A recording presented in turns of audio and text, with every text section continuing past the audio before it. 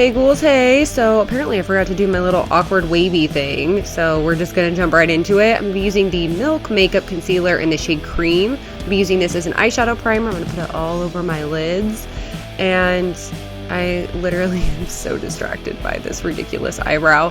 For whatever reason on this day, that eyebrow right there, that one, it was not cooperating with me. I probably started over 3,000 times, and every time it was patchy and weird, and I just had to move on. It was just having a bad day, I guess. Send a lot of positive vibes to my eyebrows, please. No. Anyways, here I am setting the concealer with just some face powder to set it. Yeah. Okay, next we're gonna go into the Morphe 35M palette. This is the Boss Mood palette. I feel like I have to say it like that. Anyways, I'm gonna go into the shade Sweet Beets, which is a beet shade, like a beet color, I guess.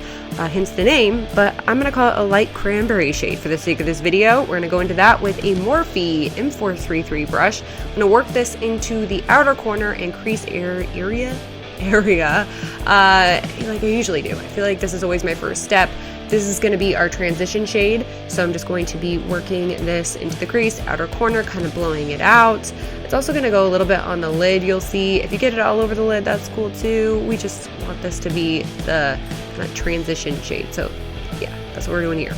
Okay, just a side note, if I had to do this all over again, I'd probably use a bigger, fatter, kind of fluffier brush for this process just because it would take less time to blend it out.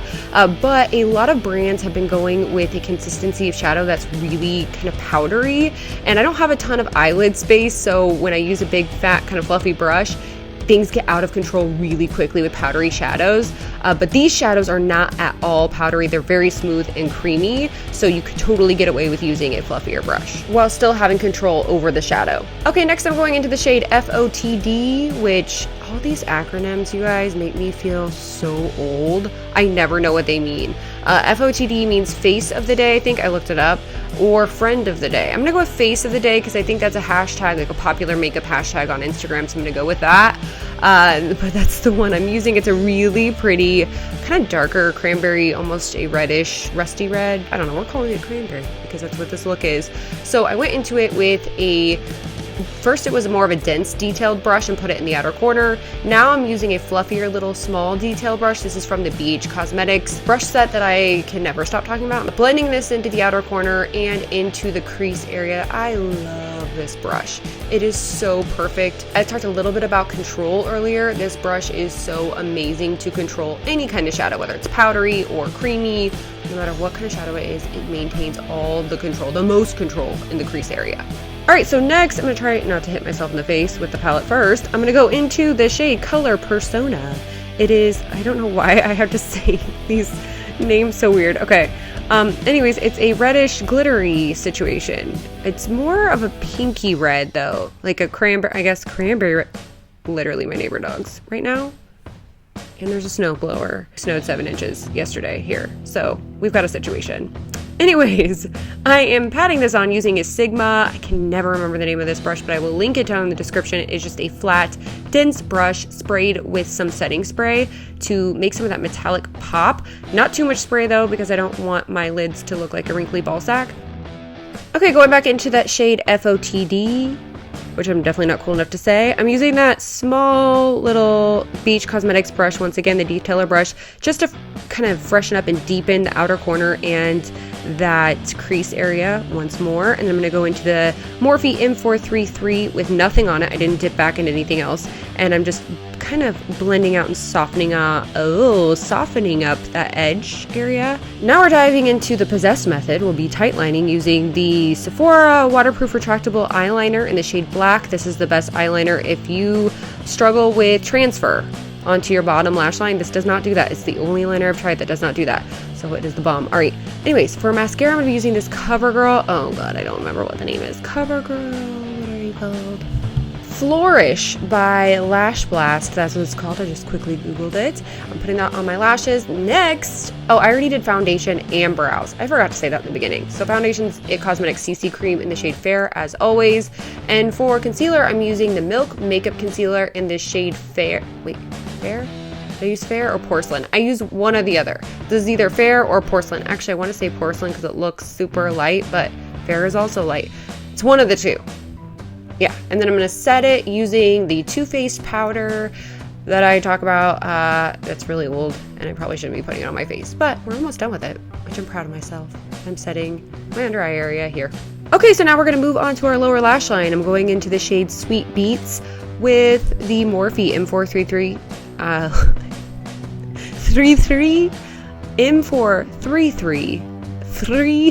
cannot say it. M433. Okay.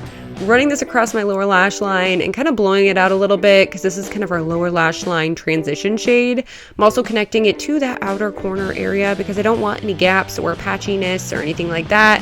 And I just kind of slowly build up this shade. And while I'm at it, I will kind of soften any harsh lines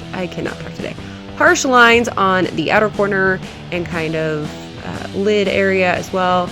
Just kind of slowly building this shade up though, because I want it to look more blown out and not just pile it on and have it look super harsh. That's where you start getting that kind of panda effect, if you know what I mean. Okay, with this pencil brush by Sigma, I'm going to go back into FOTD and I'm going to apply this really close up to my lower lash line. Press it right up there. Oh, I love this shade. And I was loving how this was going because I love a red smoky eye more than life itself. So I'm just blending this onto the lower lash line, and I don't forget to bring it up to the outer corner area because we don't want it to look patchy. All right, so once I get that FOTD shade pressed up against my lower lash line and get the shade kind of laid down, I will go into that kind of detailer fluffy brush that we used earlier from Beach Cosmetics, that set I can't stop talking about.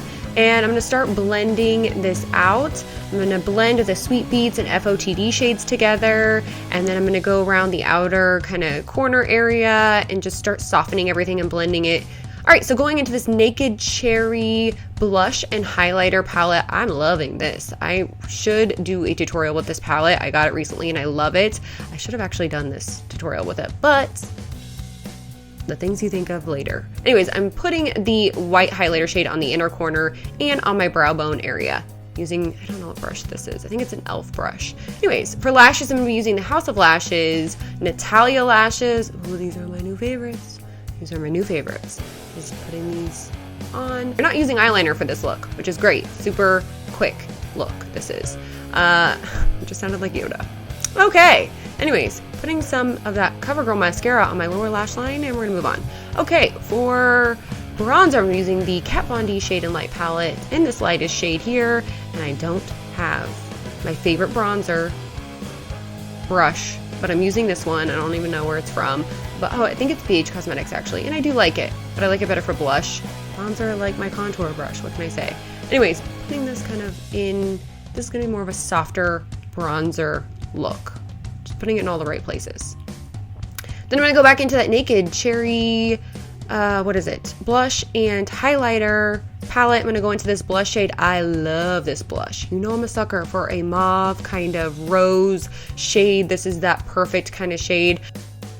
Then I'm using this Anastasia Beverly Hills highlighter brush.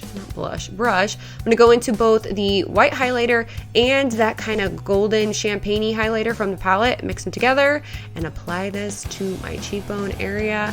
I'm also gonna go back into that FOTD shade on a, Morphe M433 and start kind of deepening the crease area a little bit. Once I get my lashes on, I really feel like I just need a little extra something. So I went into the FOTD shade and I blended it a little bit, just a tiny bit, a little tap into the Power Slayer shade, which is just a plum kind of shade. And I put it in my crease and a little bit onto my lower lash line, like really close up to my lower lash line here, using that small detailer brush from Beach Cosmetics, and just added a little bit of depth and kind of a little bit more drama. Since we have some lashes on, I felt like it needed a little bit of depth. It was kind of looking one-dimensional to me. For lips, I'm going to be using the Anastasia Beverly Hills liquid lipstick. If you have not noticed by now, this is my favorite liquid lipstick.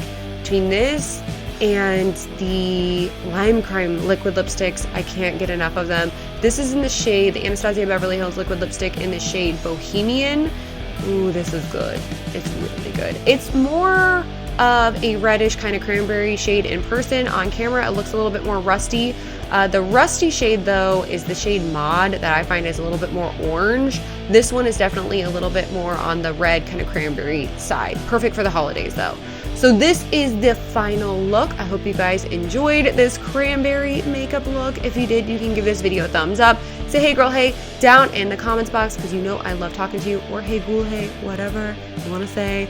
Anyways, thank you guys so much for watching, and I will see you guys next time.